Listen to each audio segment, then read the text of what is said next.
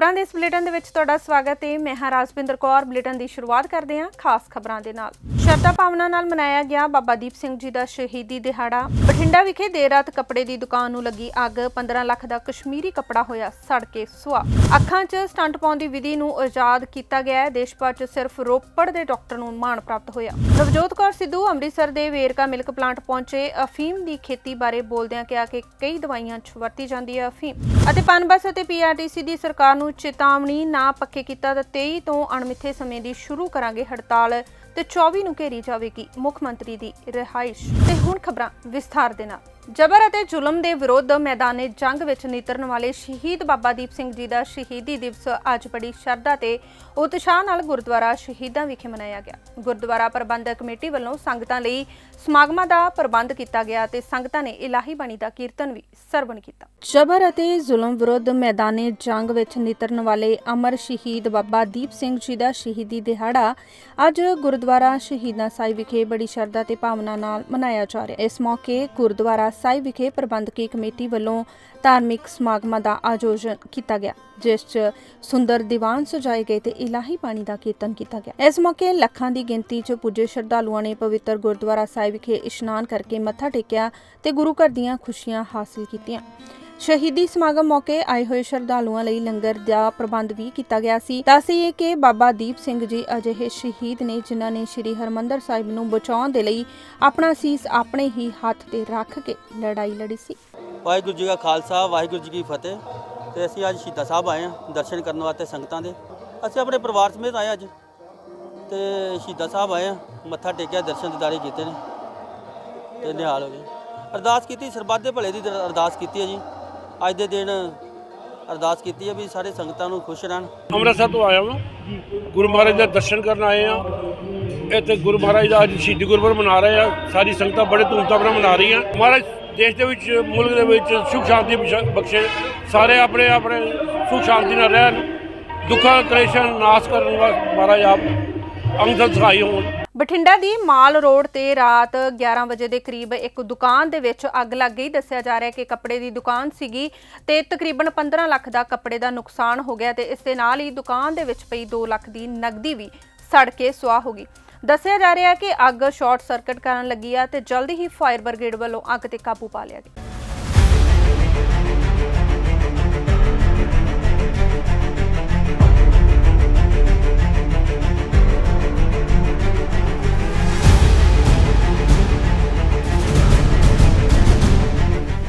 ये हमारा एक कश्मीरी बंदा है, इधर कश्मीर से आया। 2-4 महीने के लिए किराए पे दुकान लेते हैं। कम से कम 10-15 लाख रुपए का माल है। 2-3 दिन से इसको मतलब ये लड़के का कहना है कि मैं इनको कह रहा था कि 2-3 से इसमें बदबू आ रही है, तारों में स्मेल आ रहा है, बल्कि उन्होंने ध्यान नहीं दिया। और आज हम चले गए 8 बजे दुकान बंद कर चले गए। लड़का फिर फ़ोन आ गया कि इधर ऐसे आग लग गई, शॉर्ट सर्किट हो गया। तो नतीजा आपके सामने ये सारा 10-15 रुपये माल सारा जल गया है। इधर देखिए। हाँ जी, जानकारी दे कितने का माल सीगा? कम से कम होगा 15 लाख रुपया। कोई कैश भी कह रहे 2 लाख रुपया कैश भी था। और क्या क्या माल था इसमें? माल में कश्मीरी सूट होते हैं, महंगे शाल होते हैं। शालों में मतलब कम से कम 1000 रुपये से शुरू होते हैं शाल। 1000, 2000, 3000 करीब बहुत पूरी दुकान भरी पड़ी थी माल की। ਇਹ ਇੱਥੋਂ ਮੋਟਰਸਾਈਕਲ ਤੇ ਸਾਡੇ ਕੋਲੇ 2 ਜਣੇ ਗਏ ਐ। ਅਸੀਂ ਉਧਰੋਂ ਆਪਣਾ ਬੱਸ ਸਟੈਂਡ ਦੇ ਪਿਛਲੇ ਪਾਸੇ ਜੋ ਸਬਜ਼ੀ ਮੰਡੀ ਹੈ ਉੱਥੇ ਕੂੜਾ ਡੰਪ ਨੂੰ ਅੱਗ ਲੱਗੀ ਸੀ। ਉਹ ਅੱਗ ਬੁਝਾ ਕੇ ਅਸੀਂ ਇੱਥੇ ਫਾਇਰ ਬ੍ਰਿਗੇਡ ਤੇ ਪਹੁੰਚੇ ਸੀ ਤੇ ਸਾਡੇ ਮੋਟਰਸਾਈਕਲ ਦੇ ਪਿੱਛੇ 2 ਜਣੇ ਆ ਗਏ। ਕਹਿੰਦੇ ਵੀ ਅੱਗ ਲੱਗੀ ਇੱਥੇ ਮੋਹਨ ਲਾਲ ਦੇ ਹਸਪੀਟਲ ਕੋਲੇ ਦੁਕਾਨ ਤੇ। ਨਾ ਇਹਨਾਂ ਨੇ ਜਲਦਬਾਜ਼ੀ ਦੱਸਿਆ ਨਹੀਂ। ਉਹ ਇੱਥੇ ਆ ਕੇ ਪਤਾ ਲੱਗਿਆ ਵੀ ਆਪਣਾ ਇਹ ਕਸ਼ਮੀਰੀ ਸ਼ਾਲ ਵਾਲਿਆਂ ਦੇ ਇਹਨਾਂ ਦੇ ਅੱਗ ਲੱਗੀ ਹੈ ਤੇ ਇਹਨਾਂ ਨੂੰ ਫੋਨ ਵਗੈਰਾ ਕਰਕੇ ਬੁਲਾਇਆ ਗਿਆ ਇੱਥੇ ਤੇ ਸ਼ਟਰ ਵਗੈਰਾ ਭੰਨ ਕੇ ਅੱਗ ਬੁਝਾਈ ਹੈ ਜੀ। ਕਾਸ ਨੂੰ ਲੱਗੀ ਸੀ ਅੱਗ ਇਹਨਾਂ ਦੇ ਸ਼ਾਲ ਸੂਟ ਵਗੈਰਾ ਤੇ ਆਪਣਾ ਕਾਫੀ ਸਮਾਨ ਇਹਨਾਂ ਦਾ ਕਸ਼ਮੀਰੀ ਜਿਹੜਾ ਇਹਨਾਂ ਸਮਾਨ ਵੇਚਦੇ ਆ ਇਹ ਵਿੱਚ। ਹਾਂ, ਡਰਾਈ ਫਰੂਟ ਵਗੈਰਾ ਵੀ ਦੱਸਦੇ ਵਿੱਚ ਸੀਗਾ। 2 ਲੱਖ ਕੈਸ਼ ਸੀਗਾ ਵਿੱਚ ਪਿਆ, ਉਹ ਵੀ ਸੜ ਗਿਆ ਕਹਿੰਦੇ। ਕੋਈ ਪਤਾ ਲੱਗਿਆ ਵੀ ਕਿਸ ਕਾਰਨ ਅੱਗ ਲੱਗੀ ਹੋਈ? ਇਹਦਾ ਸ਼ਾਰਟ ਸਰਕਟ ਹੀ ਦੱਸ ਰਹੇ ਆ ਜੀ। ਹੁਣ ਕਾਬੂ ਪਾ ਲਿਆ ਕਿ? ਹਾਂ, ਅੱਗ ਕਾਬੂ ਪਾ ਲਿਆ ਜੀ। ਆਸ-ਪਾਸ ਦੀਆਂ ਦੁਕਾਨਾਂ ਬਚਾ ਲਈਆਂ ਮੌਕੇ ਤੇ ਆ ਕੇ, ਟਾਈਮ ਤੇ ਪਤਾ ਲੱਗ ਗਿਆ। ਅੱਜ ਦੇ ਇਸ ਯੁੱਗ ਦੀ ਅਗਰ ਗੱਲ ਕਰੀਏ ਤਾਂ ਸਾਇੰਸ ਨੇ ਬਹੁਤ ਜ਼ਿਆਦਾ ਤਰੱਕੀ ਕਰ ਲਈ ਹੈ। ਜਿਸ ਤਰ੍ਹਾਂ ਕਿ ਦਿਲ ਦੀਆਂ ਬਿਮਾਰੀਆਂ ਦਾ ਇਲਾਜ ਸਟੰਟ ਪਾ ਕੇ ਕੀਤਾ ਜਾਂਦਾ, ਉਸੇ ਤਰ੍ਹਾਂ ਹੁਣ ਅੱਖਾਂ ਦੀਆਂ ਬਿਮਾਰੀਆਂ ਦਾ ਇਲਾਜ ਵੀ ਸਟੰਟ ਪਾ ਕੇ ਕੀਤਾ ਜਾਏਗਾ। ਚਿੱਟੇ ਅਤੇ ਕਾਲੇ ਮੋਤੀਏ ਦਾ ਇਲਾਜ ਹੁਣ ਸਟੰਟ ਪਾ ਕੇ ਕੀਤਾ ਜਾਏਗਾ ਤੇ ਇਸ ਦਾ ਮਾਣ ਜ਼ਿਲ੍ਹਾ ਰੂਪਨਗਰ ਦੇ ਸਥਿਤ ਇੱਕ ਨਿੱਜੀ ਹਸਪਤਾਲ ਦੇ ਡਾਕਟਰ ਨੂੰ ਪ੍ਰਾਪਤ ਹੋਇਆ।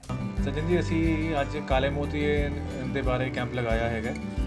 ਇਹਦੇ ਕੁਝ ਨਵੀਂ ਤਕਨੀਕਾਂ ਆਈਆਂ ਵਰਲਡ ਦੇ ਵਿੱਚ, ਜਿਹਦੇ ਵਿੱਚ ਕਾਲੇ ਮੋਤੀਏ ਦਾ ਟ੍ਰੀਟਮੈਂਟ ਬਹੁਤ ਵਧੀਆ ਤਰੀਕੇ ਨਾਲ ਹੋ ਰਿਹਾ ਤੇ ਉਹ ਮੈਂ ਸਿੱਖ ਕੇ ਆਇਆ ਇੰਗਲੈਂਡ ਤੋਂ ਤੇ ਉਹਦੇ ਬਾਰੇ ਪੇਸ਼ੈਂਟ ਦੇ ਬਾਰੇ ਸਾਰਾ ਇਹ ਕਰ ਰਹੇ ਹਾਂ ਅਸੀਂ ਕਿ ਕਿਸ ਚੀਜ਼ ਨਾਲ ਪੇਸ਼ੈਂਟ ਨੂੰ ਫਾਇਦਾ ਹੋ ਸਕਦਾ ਹੈ। ਜਿਹੜੇ ਕਾਲੇ ਮੋਤੀਏ ਦੇ ਪੇਸ਼ੈਂਟ ਹੈ ਜਿਹਦਾ ਕੋਈ ਇਲਾਜ ਨਹੀਂ ਹੁੰਦਾ ਤੇ ਕੀ ਨਵੀਂ ਖੋਜ ਕੀਤੀ ਇਹਦੇ ਵਾਸਤੇ, ਕੀ ਨਵਾਂ ਕਰਨਾ ਪਏਗਾ? ਨਵਾਂ ਅੱਜ ਕੱਲ੍ਹ ਬਹੁਤ ਜ਼ਿਆਦਾ ਚੀਜ਼ਾਂ ਆ ਰਹੀਆਂ। ਜਿਹੜਾ ਹੁਣ ਮੈਂ ਸਿੱਖ ਕੇ ਆਇਆ ਉਹਨੂੰ ਆਈ ਸਟੈਂਟ ਕਹਿੰਦੇ ਆ। ਜਿਵੇਂ ਹਾਰਟ ਵਿੱਚ ਸਟੈਂਟ ਪੈਂਦਾ ਹੈ ਉਸੇ ਤਰ੍ਹਾਂ ਅੱਖ ਦੇ ਵਿੱਚ ਸਟੈਂਟ ਪੈ ਜਾਂਦਾ ਹੈ, ਜਿਹਦੇ ਕਾਰਨ ਜਿਹੜਾ ਪੇਸ਼ੈਂਟ ਦਾ ਪ੍ਰੈਸ਼ਰ ਵੱਧਦਾ ਹੋਏ ਉਹ ਘਟ ਜਾਂਦਾ ਹੈ, ਦਵਾਈਆਂ ਦੀ ਡਿਪੈਂਡੈਂਸ ਘੱਟ ਹੋ ਜਾਂਦੀ ਹੈ ਤੇ ਅੱਗੇ ਕਾਲਾ ਮੋਤੀਆ ਹੋਰ ਵੱਧਦਾ ਨਹੀਂ ਹੈ। ਤੇ ਸਟੈਂਟ ਪਾਉਣ ਦਾ ਜਿਹੜਾ ਹੈਗਾ ਕਿੱਥੇ ਜਿਹੜਾ ਹੈਗਾ ਇਲਾਜ ਕਰਵਾ ਸਕਦੇ ਨੇ ਮਰੀਜ਼, ਕਿਹੜੀ ਜਗ੍ਹਾ ਹੁੰਦਾ? ਸੱਜਣ ਜੀ, ਹਜੇ ਤਾਂ ਪੂਰੇ ਹਿੰਦੁਸਤਾਨ ਵਿੱਚ ਸਿਰਫ ਮੈਂ ਇਕਲੌਤਾ ਸਰਜਨ ਹੈ ਜਿਹਨੂੰ ਇਹ ਮਾਨਤਾ ਮਿਲੀ ਹੈਗੀ ਹੈ। ਗਲੋਕੋਜ਼ ਕੰਪਨੀ ਹੈਗੀ ਹੈ ਤੇ ਉਹ ਸਪੈਸ਼ਲ ਯੂਕੇ ਤੋਂ ਮੈਂ ਕਰਕੇ ਆਇਆ ਸੀਗਾ ਤੇ ਹੋਰ ਹਜੇ ਸੈਂਟਰਸ ਆ ਰਹੇ ਆ, ਬਟ ਰੋਪੜ ਤੇ ਇਹ ਸਰਾਊਂਡਿੰਗ ਏਰੀਆ ਸਭ ਤੋਂ ਪਹਿਲਾ ਹੈਗਾ ਜਿਹਦੇ ਵਿੱਚ ਇੰਨੀ ਐਡਵਾਂਸ ਟੈਕਨੋਲੋਜੀ ਅਸੀਂ ਲੈ ਕੇ ਆਏ ਹਾਂ। ਤੇ ਇਹਦਾ ਪਤਾ ਕਿੱਦਾਂ ਲੱਗਦਾ ਕਿ ਸਟੰਟ ਪੈਣ ਵਾਲਾ ਜਾਂ ਕਿੰਨਾ ਕੁ ਜਿਹੜਾ ਖਰਚਾ ਹੈਗਾ, ਕੀ ਜਿਹੜੀਆਂ ਹੈਗੀਆਂ ਫਾਇਦਾ ਇਹਦੇ 'ਚ? ਫਾਇਦਾ ਤਾਂ ਹੈਗਾ ਕਿ ਮਤਲਬ ਪੇਸ਼ੈਂਟ ਆਉਣਗੇ, ਉਹ ਦੇਖ ਕੇ ਵੈਲਿਊਏਟ ਕਰਕੇ ਪਤਾ ਚੱਲਦਾ ਹੈ ਕਿ ਕਿਹੜੇ ਪੇਸ਼ੈਂਟ ਹੈਗੇ ਆ ਜਿਹੜੇ ਆਈ ਸਟੈਂਟ ਲਈ ਸੂਟੇਬਲ ਹੈਗੇ ਆ। ਮੋਸਟਲੀ ਜੇ ਨਜ਼ਰ ਹਜੇ ਚੱਲ ਰਹੀ ਹੋਏ, ਪ੍ਰੈਸ਼ਰ 'ਤੇ ਕੰਟਰੋਲ ਨਾ ਹੋਏ ਤੇ ਬਹੁਤ ਐਡਵਾਂਸ ਨਾ ਹੋਏ ਤਾਂ ਉਹਦੇ ਵਿੱਚ ਆਈ ਸਟੈਂਟ ਪੈ ਕੇ ਪੇਸ਼ੈਂਟ ਨੂੰ ਬਹੁਤ ਫਾਇਦਾ ਮਿਲ ਸਕਦਾ ਹੈ। ਇਹਦਾ ਸ਼ੁਰੂਆਤੀ ਕਿੰਨਾ ਖਰਚਾ ਹੈਗਾ ਜਾਂ ਕਿਹੜੀਆਂ ਹੋਰ ਸਕੀਮਾਂ ਸਰਕਾਰੀ ਉਹਦੇ ਨਾਲ ਕੋਈ ਅਟੈਚ ਨੇ? ਹਜੇ ਸਕੀਮਾਂ ਸਰਕਾਰੀ ਨਾਲ ਤਾਂ ਕੋਈ ਅਟੈਚ ਨਹੀਂ ਹੈਗਾ। ਕੁਝ ਇੰਸ਼ੋਰੈਂਸ ਕੰਪਨੀਆਂ ਹੈ ਜੋ ਇਹ ਸਪੋਰਟ ਕਰਦੀਆਂ ਹੈਗੀਆਂ ਤੇ ਹਜੇ ਇਸ ਕੈਂਪ ਵਿੱਚ ਇੰਟਰੋਡਕਸ਼ਨ ਦੇ ਵਿੱਚ ਜਿਹੜਾ ਐਕਚੁਅਲ ਉਹਦੀ ਸਿਰਫ ਕਾਸਟ ਹੈਗੀ ਹੈ, ਅਸੀਂ ਸਿਰਫ ਉਹੀ ਲੈ ਰਹੇ ਹਾਂ, ਕੋਈ ਆਪਰੇਸ਼ਨ ਦੇ ਚਾਰजेस ਜਾਂ ਬਾਕੀ ਹੋਰ ਕੋਈ ਚਾਰजेस ਨਹੀਂ ਲੈ ਰਹੇ ਤੇ ਉਹ ਸਟਾਰਟਿੰਗ ਜਿਹੜੀ ਹੈ 60,000 ਤੋਂ ਸ਼ੁਰੂ ਹੁੰਦੀ ਹੈ। ਉਹਦੇ ਵਿੱਚ ਇਹ ਹੈ ਕਿ ਜੇ ਸਕਸੈਸਫੁਲ ਰਹਿੰਦਾ ਹੈ ਤਾਂ ਫਿਰ ਪੇਸ਼ੈਂਟ ਦੀ ਡਿਪੈਂਡੈਂਸ ਦਵਾਈਆਂ ਦੇ ਉੱਪਰ ਨਾ ਦੇ ਬਰਾਬਰ ਰਹਿ ਜਾਂਦੀ ਹੈ। ਜੇ ਕੋਈ 3 ਜਾਂ 4 ਦੇ ਬਾਅਦ ਵੀ ਕਿਸੇ ਦਾ ਪ੍ਰੈਸ਼ਰ ਕੰਟਰੋਲ ਨਹੀਂ ਹੋ ਰਿਹਾ ਤਾਂ ਸਾਰਿਆਂ ਦਾ ਪ੍ਰੈਸ਼ਰ ਕੰਟਰੋਲ ਹੋਣਾ ਸ਼ੁਰੂ ਹੋ ਜਾਂਦਾ ਹੈ ਤੇ ਅੱਗੇ ਬਿਮਾਰੀ ਵਧਣ ਤੋਂ ਘਟ ਜਾਂਦੀ ਹੈ। ਕਿੰਨੇ ਕੁ ਚਾਂਸ ਰਹਿੰਦੇ ਸਕਸੈਸਫੁਲ ਹੋਣ ਦੇ, ਕਿੰਨੇ ਕੁ ਚਾਂਸ ਹੈਗੇ? ਸਰ, ਇਹਦੇ ਨਾਲ ਤਾਂ ਇਹ ਹੈਗਾ ਕਿ 90% ਤੋਂ ਉੱਪਰ ਹੈਗਾ ਹੈ ਕਿ ਜੇ ਠੀਕ ਇੰਪਲਾਂਟ ਹੋਇਆ ਹੋਏ ਤਾਂ ਸਕਸੈਸਫੁਲ 90% ਤੋਂ ਉੱਪਰ ਹੁੰਦੇ ਪੇਸ਼ੈਂਟ। ਨਵਜੋਤ ਕੌਰ ਸਿੱਧੂ ਲਗਾਤਾਰ ਹੀ ਵਿਕਾਸ ਕਾਰਜਾਂ ਦਾ ਉਦਘਾਟਨ ਕਰਦੇ ਨਜ਼ਰ ਆ ਰਹੇ ਨੇ। ਇਸੇ ਦੇ ਤਹਿਤ ਹੀ ਨਵਜੋਤ ਕੌਰ ਸਿੱਧੂ ਅੱਜ ਅੰਮ੍ਰਿਤਸਰ ਵਿਖੇ ਵੇਰਕਾ ਮਿਲਕ ਪਲਾਂਟ ਪਹੁੰਚੇ, ਜਿੱਥੇ ਉਹਨਾਂ ਨੇ ਅਫੀਮ ਦੀ ਖੇਤੀ ਬਾਰੇ ਵੀ ਗੱਲਬਾਤ ਕੀਤੀ। ਕੀ ਕਿਹਾ ਉਹਨਾਂ ਨੇ, ਆਓ ਤੁਹਾਨੂੰ ਵੀ ਸੁਣਾਉਂਦੇ ਹਾਂ। ਨਵਜੋਤ ਕੌਰ ਸਿੱਧੂ ਆਪਣੇ ਪਤੀ ਨਵਜੋਤ ਸਿੰਘ ਸਿੱਧੂ ਦੇ ਵਿਧਾਨ ਸਭਾ ਹਲਕਾ ਪੂਰਬੀ ਵਿੱਚ ਵਿਕਾਸ ਕਾਰਜਾਂ ਤੇ ਹੋਰ ਸਮਾਗਮਾਂ ਵਿੱਚ ਸ਼ਿਰਕਤ ਕਰ ਰਹੇ ਨੇ। ਇਸ ਦੌਰਾਨ ਅੱਜ ਅੰਮ੍ਰਿਤਸਰ ਦੇ ਵੇਰਕਾ ਮਿਲਕ ਪਲਾਂਟ ਵਿੱਚ ਨਵਜੋਤ ਕੌਰ ਸਿੱਧੂ ਪਹੁੰਚੀ ਤੇ ਉਹਨਾਂ ਨੇ ਪੱਤਰਕਾਰਾਂ ਨਾਲ ਗੱਲਬਾਤ ਕਰਦਿਆਂ ਅਫੀਮ ਬਾਰੇ ਬੋਲਦੇ ਹੋਏ ਕਿਹਾ ਕਿ ਅਫੀਮ ਬਹੁਤ ਸਾਰੀਆਂ ਦਵਾਈਆਂ ਵਿੱਚ ਵਰਤੀ ਜਾਂਦੀ ਹੈ, ਐਸੇ ਕਰਕੇ ਵਿਦੇਸ਼ਾਂ ਵਿੱਚ ਵੀ ਅਫੀਮ ਵਰਤੀ ਜਾਂਦੀ ਹੈ। ਉਹਨਾਂ ਕਿਹਾ ਕਿ ਅਫੀਮ ਖਾਣ ਵਾਲਾ ਬੰਦਾ ਕਦੇ ਵੀ ਬਿਮਾਰ ਨਹੀਂ ਹੁੰਦਾ। ਅਫੀਮ ਦੇ ਬੰਦ ਹੋਣ ਤੋਂ ਬਾਅਦ ਹੀ ਪੰਜਾਬ ਦੇ ਵਿੱਚ ਚਿੱਟੇ ਨੇ ਦਸਤਕ ਦਿੱਤੀ। ਉਹਨਾਂ ਨੇ ਕਿਹਾ ਕਿ ਅਫੀਮ ਬੰਦ ਹੋਣ ਦੇ ਬਾਵਜੂਦ ਵੀ ਪੰਜਾਬ 'ਚ ਹਰ ਬੰਦੇ ਕੋਲ ਅਫੀਮ ਜ਼ਰੂਰ ਹੁੰਦੀ ਹੈ ਤੇ ਅਫੀਮ ਰਾਜਸਥਾਨ ਵਰਗੀਆਂ ਸਟੇਟਾਂ ਤੋਂ ਆਉਂਦੀ ਹੈ। ਉਹਨਾਂ ਨੇ ਕਿਹਾ ਕਿ ਅਸੀਂ ਮੰਗ ਕਰਦੇ ਹਾਂ ਕਿ ਪੰਜਾਬ ਸਰਕਾਰ ਨੂੰ ਵੀ ਪੰਜਾਬ ਵਿੱਚ ਅਫੀਮ ਦੀ ਖੇਤੀ ਕਰਵਾਈ ਜਾਵੇ। ਅਫੀਮ 'ਚ 2-3 ਵੈਰਾਈਟੀਜ਼ ਹੀ ਹੈ ਜਿਹੜੀਆਂ ਐਡਿਕਟਿੰਗ ਹੈ।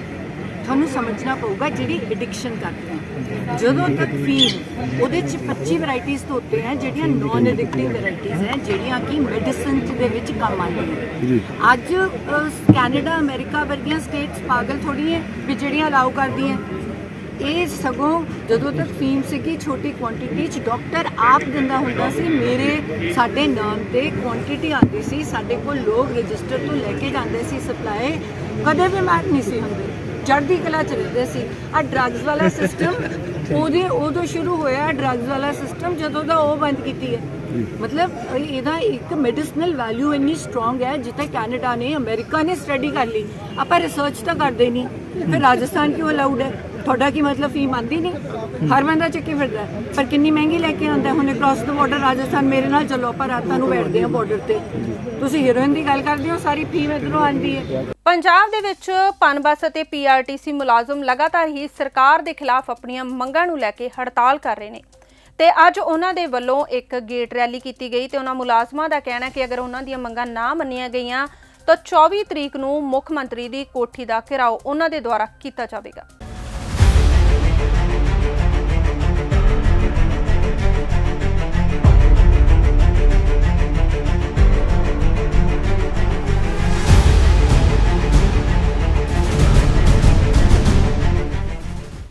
ਵੇਖੋ ਜੀ, ਰਾਜਾ ਵੜਿੰਗ ਤੇ ਮੁੱਖ ਮੰਤਰੀ ਸਾਹਿਬ ਅੱਜ ਕੱਲ੍ਹ ਟਰਾਂਸਪੋਰਟ ਦੇ ਸਿਰ ਤੇ ਹੀਰੋ ਬਣ ਗਏ ਆ ਕਿ 1 ਕਰੋੜ ਦਾ ਵਾਧਾ ਹੋਇਆ ਵਾ ਤੇ ਜਿਹੜੇ ਬੰਦੇ ਆ 15 ਸਾਲ ਤੋਂ ਰੋਲ ਰਹੇ ਆ, ਕੋਈ ਉਹਨਾਂ ਨਾਲ ਧਿਆਨ ਨਹੀਂ ਦਿੱਤਾ ਜਿੱਦਾਂ ਕਿ ਇਹਨਾਂ ਨੂੰ ਪੱਕਾ ਕੀਤਾ। ਹੁਣ ਵੀ ਜਿਹੜਾ ਵਾ ਐਕਟ ਬਣਿਆ ਵਾ, ਇਹਨਾਂ ਨੇ ਪੀਆਰਟੀਸੀ ਤੇ ਇੱਕ ਪਨਬੱਸ ਜਿਹੜੀ ਇੱਕ ਕੰਪਨੀ ਕੱਢ ਦਿੱਤੀ ਆ, ਕੰਪਨੀ ਨੂੰ ਵਿੱਚ ਐਕਟ ਦੇ ਵਿੱਚ ਨਹੀਂ ਲਿਆ ਤੇ ਸਾਨੂੰ ਇਹ ਕਹਿ ਰਹੇ ਆ ਕਿ ਤੁਸੀਂ ਤੁਹਾਨੂੰ ਪੱਕਿਆਂ ਕਰ ਦਾਂਗੇ। ਕਿਹੜੇ ਤਰੀਕੇ ਨਾਲ ਪੱਕਿਆਂ ਕਰ ਦੇਣਗੇ ਜਦੋਂ ਸਾਨੂੰ ਐਕਟ 'ਚ ਨਹੀਂ ਲਿਆ?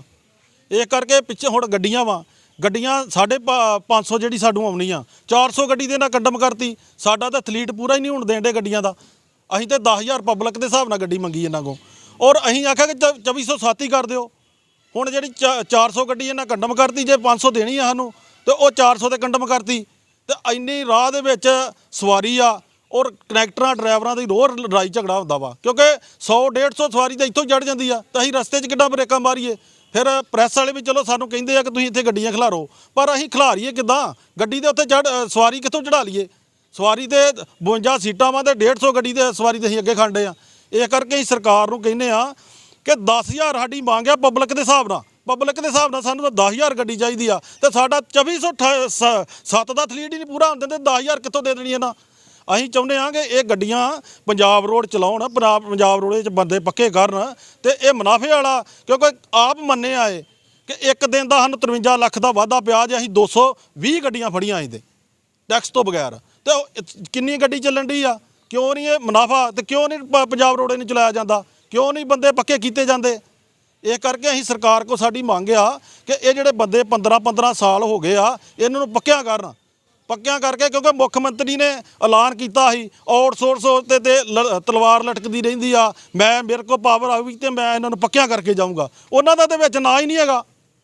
ਇਹ ਕਰਕੇ ਅਸੀਂ ਸਰਕਾਰ ਨੂੰ ਕਹਿੰਦੇ ਆ ਇਹ ਬੰਦੇ ਜਿਹੜੇ 15 ਸਾਲ ਹੋ ਗਏ ਆ, ਮੁਨਾਫੇ ਵਾਲਾ ਦਾਰਾ ਵਾ, ਇਹਨੂੰ ਗੱਡੀਆਂ ਪਾ ਕੇ ਤੇ ਬੰਦੇ ਮਰਚ ਕੀਤੇ ਜਾਣ। ਇਹ ਕਰਕੇ ਸਰਕਾਰ ਨੂੰ ਸਾਡੀ ਜੇ ਨਾ ਕੀਤਾ ਤੇ 23 ਤਰੀਕ ਨੂੰ ਸਾਡੀ ਇਹ ਮਨ ਮਿੱਥੇ ਸਮੇਂ ਦੀ ਹੜਤਾਲ ਆ ਤੇ ਖੁੱਲੂਗੀ ਉਦੋਂ ਜਦੋਂ ਨੋਟੀਫਿਕੇਸ਼ਨ ਹੋਊਗਾ, ਕਿਉਂਕਿ ਇਹਨਾਂ ਦੇ ਲਾਰਿਆਂ ਦੇ ਨਾਲ ਅਸੀਂ ਖੋਲ੍ਹ ਦਿੰਦੇ ਆ ਤੇ ਫਿਰ ਅਸੀਂ ਥੋੜ੍ਹਾ ਤੁਰ ਪੈਂਦੇ ਆ ਕਿ ਚਲੋ ਕਰ ਦੇਣਗੇ, ਫਿਰ ਸਰਕਾਰ ਦਾ ਫਿਰ ਉਹੀ ਰਵੱਈਆ ਹੁੰਦਾ। ਇਹ ਕਰਕੇ 24 ਤਰੀਕ ਨੂੰ ਤੇ ਸਾਡੀ ਆ ਅਣਮਿੱਥੇ ਦੀ ਹੜਤਾਲ ਤੇ 23 ਨੂੰ ਅਣਮਿੱਥੇ ਸਮੇਂ ਦੀ ਹੜਤਾਲ ਤੇ 24 ਨੂੰ ਮੁੱਖ ਮੰਤਰੀ ਸਾਹਿਬ ਦੇ ਰੋਸ ਰੈਲੀ ਕਰਾਂਗੇ ਜਿੱਦਾਂ ਅਸੀਂ ਸ਼ਿਸ਼ਵਾ ਫਾਰਮ ਤੇ ਮੁੱਖ ਮੰਤਰੀ ਦਾ ਕੀਤਾ ਸੀ। ਤੇ ਅਸੀਂ ਵੀ ਜਿਹੜਾ ਇਹਨਾਂ ਦਾ ਉੱਥੇ ਜਿੱਥੇ ਵੀ ਹੋਊਗੀ ਰਿਹਾਇਸ਼, ਜੇ ਇਹਨਾਂ ਦੀ ਮਰਿੰਡੇ ਹੋਊਗੀ ਜਾਂ ਚੰਡੀਗੜ੍ਹ ਹੀ ਹੋਊਗੀ, ਕਿਤੇ ਵੀ ਆਪਾਂ ਕਰ ਸਕਦੇ ਹਾਂ ਤੇ ਰੋਡ ਵੀ ਜਾਮ ਕਰ ਸਕਦੇ ਹਾਂ, ਕਿਉਂਕਿ ਅਸੀਂ ਕੰਮ ਕਰਦੇ ਹਾਂ। ਅਸੀਂ ਦਾਰੇ ਦੇ ਵਿੱਚ ਇਹਨਾਂ ਨੂੰ ਕਰੋੜ ਰੁਪਈਏ ਦਾ ਮੁਨਾਫਾ ਦਿੱਤਾ ਵਾ ਤੇ ਫਿਰ ਵੀ ਸਾਨੂੰ ਪੱਕਿਆ ਨਾ ਕਰਦੇ, ਫਿਰ ਤਾਂ ਬੜੀ ਸ਼ਰਮਨਾਕ ਗੱਲ ਮੈਂ ਤਾਂ ਕਹੂੰਗਾ। ਮੈਂ ਆਪ ਜੀ ਨੂੰ ਇਹ ਦੱਸਣਾ ਚਾਹੁੰਦਾ ਵਾਂ ਵੀ ਅਸੀਂ ਜਿਹੜਾ ਪੰਜਾਬ ਰੋਡਵੇਜ਼ ਪਨਬੱਸ ਦੇ ਵਿੱਚ ਸਾਨੂੰ ਕੱਚੇ ਮੁਲਾਜ਼ਮਾਂ ਨੂੰ ਰੱਖਿਆ ਗਿਆ 15 ਸਾਲ ਤੋਂ। ਸਰਕਾਰ ਨੇ ਜੋ ਹੁਣ ਐਕਟ ਬਣਾਇਆ ਵਾ ਉਹ ਸਾਡੇ ਵਿੱਚ ਨਹੀਂ ਆਉਂਦਾ। ਇਹ ਸਾਡੇ ਕਰਮਚਾਰੀ ਜਿੰਨੇ ਵੀ ਆ ਉਹ ਸੈਕਟ 'ਚ ਨਹੀਂ ਆਉਂਦੇ। ਅਸੀਂ ਜਿਹੜੀ ਸੇਵਾ ਵਾ 10-15 ਸਾਲ ਕੀਤੀ ਆ।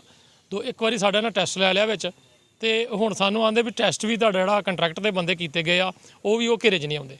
ਤਾਂ ਅਸੀਂ ਸਰਕਾਰ ਦੇ ਖਿਲਾਫ ਜਿਹੜਾ ਹੁਣ ਇਹ ਰੋਸ ਮੁਜ਼ਾਹਰਾ ਅੱਜ ਤੋਂ ਫੇਰ ਸ਼ੁਰੂ ਕੀਤਾ। ਅੱਜ ਅਸੀਂ ਗੇਟ ਰੈਲੀ ਕੀਤੀ ਆ ਤੇ ਇਸ ਤੋਂ ਬਾਅਦ ਜਿਹੜੀ ਸਾਡੀ ਸਟ੍ਰਾਈਕ ਆ 23 ਤਰੀਕ ਤੋਂ ਲਾਗੂ ਹੋਊਗੀ। ਅਣਮਿੱਥੇ ਸਮੇਂ ਦੀ ਹੜਤਾਲ ਕਰਾਂਗੇ।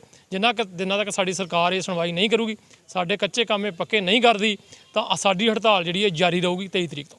ਆਏ ਦਿਨ ਸਰਕਾਰ ਦੇ ਖਿਲਾਫ ਕਿਤੇ ਨਾ ਕਿਤੇ ਮੁਲਾਜ਼ਮਾਂ ਦੇ ਵੱਲੋਂ ਧਰਨਾ ਪ੍ਰਦਰਸ਼ਨ ਕੀਤਾ ਜਾ ਰਿਹਾ। ਇਸੇ ਤਰ੍ਹਾਂ ਦਾ ਧਰਨਾ ਪ੍ਰਦਰਸ਼ਨ ਬਠਿੰਡਾ ਵਿਖੇ ਸਫਾਈ ਕਰਮਚਾਰੀਆਂ ਦੁਆਰਾ ਕੀਤਾ ਗਿਆ। ਉਹਨਾਂ ਦੀ ਵੀ ਇਹੀ ਮੰਗ ਹੈ ਕਿ ਉਹਨਾਂ ਨੂੰ ਪੱਕੇ ਕੀਤਾ ਜਾਵੇ, ਕਿਉਂਕਿ ਕਾਫੀ ਲੰਬੇ ਸਮੇਂ ਤੋਂ ਪੱਕੇ ਕਰਨ ਦੀ ਮੰਗ ਕਰ ਰਹੇ ਨੇ ਤੇ ਪਿਛਲੇ ਲਗਾਤਾਰ 7 ਦਿਨ ਤੋਂ ਉਹਨਾਂ ਵੱਲੋਂ ਇਹ ਧਰਨਾ ਦਿੱਤਾ ਜਾ ਰਿਹਾ ਤੇ ਅੱਜ ਸਰਕਾਰ ਨੇ ਉਹਨਾਂ ਨੂੰ ਭਰੋਸਾ ਦਿੱਤਾ ਕਿ 8 ਦਿਨਾਂ ਦੇ ਬਾਅਦ ਤੁਹਾਡੀ ਜਿਹੜੀ ਸਮੱਸਿਆ ਉਸ ਦਾ ਹੱਲ ਕੀਤਾ ਜਾਵੇਗਾ, ਜਿਸ ਤੋਂ ਬਾਅਦ ਉਹਨਾਂ ਨੇ ਇਹ ਧਰਨਾ ਅੱਜ ਖਤਮ ਕਰ ਦਿੱਤਾ। ਮੈਂ ਆਪਣੇ ਸਮਾਜ ਦੇ ਜਿਹੜੇ ਮੁੱਦੇ ਸੀਗੇ, ਸਾਡੇ ਮੁਲਾਜ਼ਮਾਂ ਦੇ ਕੱਚੇ ਮੁੱਦੇ ਸੀਗੇ, ਉਹਨਾਂ ਦੇ ਪਿੱਛੇ ਮੈਂ ਧਰਨੇ ਤੇ ਬੈਠਾ ਸੀਗਾ ਅੱਜ 5ਵਾਂ ਦਿਨ ਹੈ ਧਰਨੇ ਦਾ। ਤੇ ਸਾਡੀ ਸਰਕਾਰਾਂ ਨਾਲ ਗੱਲ ਚੱਲ ਰਹੀ ਹੈ ਕਿ ਸਾਨੂੰ ਆਸ਼ਵਾਸਨ ਦਿੱਤਾ ਗਿਆ ਹੈ ਕਿ ਜਲਦੀ ਸਾਡੀ ਉਮੀਦਾਂ ਔਰ ਵਿਸ਼ਵਾਸ ਤੇ ਖਰੇ ਉਤਰਨਗੇ ਔਰ ਸਾਡੀ ਮੰਗਾਂ ਜਲਦੀ ਪ੍ਰਵਾਨ ਹੋ ਜਾਣਗੀਆਂ। ਸਾਡੀ ਮੰਗਾਂ ਸੀਗੀਆਂ ਮੁਲਾਜ਼ਮ ਪੱਕੇ ਕਰਨ ਦੀਆਂ ਤੇ ਨਈ ਭਰਤੀ ਦਾ ਪ੍ਰਬੰਧ ਕਰਨ ਦੀਆਂ ਤੇ ਆਨਲਾਈਨ ਦਾ, ਪਰ ਸਾਨੂੰ ਜਲਦੀ ਉਮੀਦ ਹੈ ਸਰਕਾਰਾਂ ਨਾਲ ਜਿਵੇਂ ਗੱਲ ਹੋ ਰਹੀ ਹੈ ਜਲਦੀ ਸਾਡੀ ਮੰਗਾਂ ਮੰਨ ਲਿੱਤੀਆਂ ਜਾਣਗੀਆਂ। ਹਾਂਜੀ, ਅੱਜ ਹੋ ਸਕਦਾ ਹੈ ਜਿਵੇਂ ਸਾਨੂੰ ਸੰਤੁਸ਼ਟੀ ਬਖਸ਼ ਆਸ਼ਵਾਸਨ ਮਿਲਦਾ ਹੈ ਤਾਂ ਅਸੀਂ ਧਰਨਾ ਸਮਾਪਤ ਕਰ ਦਾਂਗੇ। ਅੱਜ 1 ਮਹੀਨੇ ਬਾਅਦ ਚੋਣ ਜਾਬਤਾ ਲੱਗਣ ਵਾਲੀ ਹੈ, ਤੁਸੀਂ ਕਿਸ ਤਰ੍ਹਾਂ ਦੇਖਦੇ ਹੋ ਕਿ ਸਰਕਾਰ ਦਾ ਲਾਰਾ ਤਾਂ ਨਹੀਂ ਬਣ ਕਰਿਆ ਜੋ ਨੇ? ਸਾਨੂੰ ਸਾਡੇ 4 ਸਾਲ ਸਰਕਾਰਾਂ ਨੇ ਗੁੰਮਰਾਹ ਕਰਕੇ ਰੱਖਿਆ, ਪਰ ਸਾਨੂੰ ਹੁਣ ਯਕੀਨ ਹੈ ਕਿ ਸਰਕਾਰਾਂ ਜਾਂਦੀ ਸਾਡੇ ਕੰਮ ਕਰਕੇ ਜਾਊਗੀ। ਜੇਕਰ 1 ਮਹੀਨੇ 'ਚ ਕੰਮ ਹੋ ਜਾਂਦਾ ਫਿਰ ਤਾਂ ਪ੍ਰਵਾਨ ਚੜੂਗਾ, ਜੇਕਰ ਨਹੀਂ ਹੁੰਦਾ ਫਿਰ ਚੋਣ ਜਾਬਤਾ ਲੱਗ ਜੂ, ਕੋਈ ਵੀ ਸਰਕਾਰ ਨਹੀਂ ਰਹਿਣੀ। ਚੋਣ ਜਾਬ ਤੋਂ ਪਹਿਲਾਂ ਜੋ ਸਾਡੇ ਕੰਮ ਹੋ ਗਏ ਜਾਂ ਸਾਡੇ ਕੰਮਾਂ 'ਚ ਕੋਈ ਰੋਕ ਲੱਗੀ ਤਾਂ ਅਸੀਂ ਸਾਡਾ ਧਰਨਾ ਫਿਰ ਪ੍ਰਦਰਸ਼ਨ ਕਰਾਂਗੇ ਤੇ ਸੰਘਰਸ਼ ਹੋਰ ਜਾਰੀ ਹੋਊਗਾ। ਸਾਨੂੰ ਜਿਵੇਂ ਆਸ਼ਵਾਸਨ ਮਿਲਿਆ ਕਿ ਹਾਂ ਵੀ 8-10 ਦਿਨਾਂ 'ਚ ਤੁਹਾਡੇ ਜਿੰਨੇ ਵੀ ਪੈਂਡਿੰਗ ਕੰਮ ਹੈ ਸਾਰੇ ਨਿਬੇੜ ਦਾਂਗੇ ਅਸੀਂ, ਤੇ ਸਾਨੂੰ ਉਮੀਦ ਵੀ ਹੈ ਜਿਸ ਹਿਸਾਬ ਨਾਲ ਸਰਕਾਰ ਨੇ ਸਾਨੂੰ ਆਸ਼ਵਾਸਨ ਦਿੱਤਾ ਜਲਦੀ ਅਸੀਂ ਆਪਦੀ ਮੰਗਾਂ ਪ੍ਰਵਾਨ ਕਰਾ ਲਾਂਗੇ। ਐਸੇ ਨਾਲ ਹੀ ਖਬਰਾਂ ਦਾ ਇਹ ਬੁਲੇਟਿਨ ਖਤਮ ਹੁੰਦਾ ਹੈ। ਹੋਰ ਤਾਜ਼ਾ ਖਬਰਾਂ ਦੇਖਣ ਲਈ ਤੁਸੀਂ ਜੁੜੇ ਰਹੋ ਤਾਂ ਅਨਮਿਊਟ ਨਾਲ।